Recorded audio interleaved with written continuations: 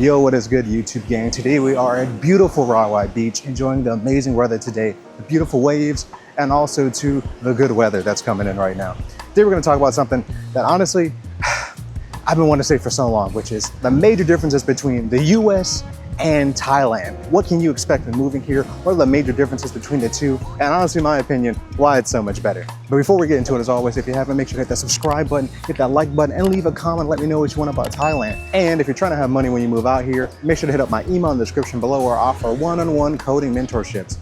I know a number of different coding languages such as C, C++, Python, Java, SQL, JavaScript, HTML, the list goes on and on and on. I have about 15 years of coding experience. I can teach you anything you want to know, and for a reasonable price. But now let's get into it. Before I moved to Thailand, I was working at America at Amazon as a software engineer, technically actually as a senior software engineer, so pretty high up there. I was making about $150,000 per year, so I was banking. But honestly, even with all the money I had a nice kind of 2-bedroom apartment in Los Angeles. I went to a fancy music production school. You know, I wasn't really worried about money at all, pretty much ever. But one thing I really just did not like about living in America is it's miserable. If you want to live anywhere nice in America, such as where I was living in Los Angeles, well then you can easily expect to spend about $2,000 to $2,800 on rent. Rent is crazy expensive. That's coming from someone like me, who rent was really not an issue for me to pay ever. I wasn't one of the people in LA that were sitting there with 4 roommates in a room. It worked a little bit different for me. But still, it's very expensive, you know? And so I've really learned that since moving to Thailand, one of the main reasons that I was so miserable in the US is that it's just not peaceful. And in so many different ways.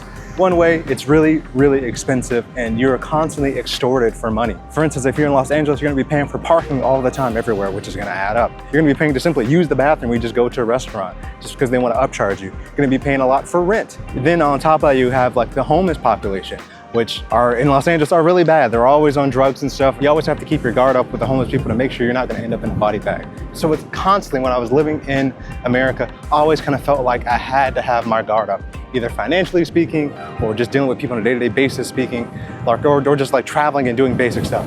I always had to make sure that I was heavily guarded, and I just never really felt at peace. In Thailand, it is so much more peaceful. There is no homeless people here. You will basically never find homeless people in Thailand. And if you do, it's very rare. I don't think I've ever seen a homeless person outside of one foreigner that I know who basically became one because of his own stupidity. Man, it is so windy out today. And also, Thai people are not aggressive. They're not gonna be taking your stuff or trying to rob you or stealing stuff from you or trying to break into your house. They do none of that stuff. It's actually kind of like very against the culture to do stuff like that. So you're gonna find that in general, even when you want to do simple stuff like go use the bathroom at a restaurant, you can just walk in there and say, can I use the restroom? You know, Hung Nam Unai Krap.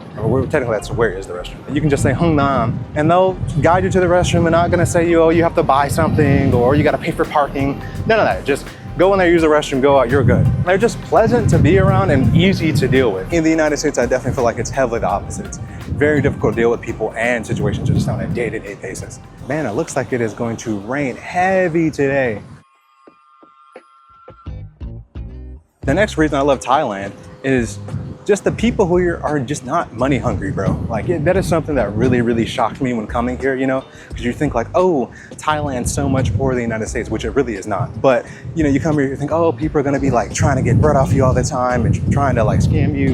And that just is not the case. Most people in Thailand, bro, all they basically do is they eat food, do nice things, they travel, and you know, have a little family, call it a day, bro. There's no like alpha male or I'm trying to chase the bag heavy and like I'm gonna grind and do what I gotta do and step on what I gotta step on to get it. That is just simply not a thing here. It's a lot calmer here.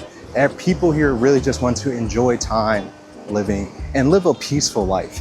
You know, I feel like in the States, so many times in the States, when I would meet people, they have this like grind set mentality of like, I've got to get the bag and I've got to get on some generational shit. Thai people aren't like that. Like, not to say they don't want money, they do.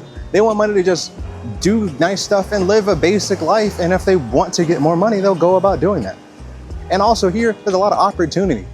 Thai people, and this is something I never see anybody talk about online, have a much better work economy than we do in the United States. The thing about Southeast Asia in general is that when you work for a company, right, that company has to keep you at the company. They can never just fire you for, you know, like we do in the States at will.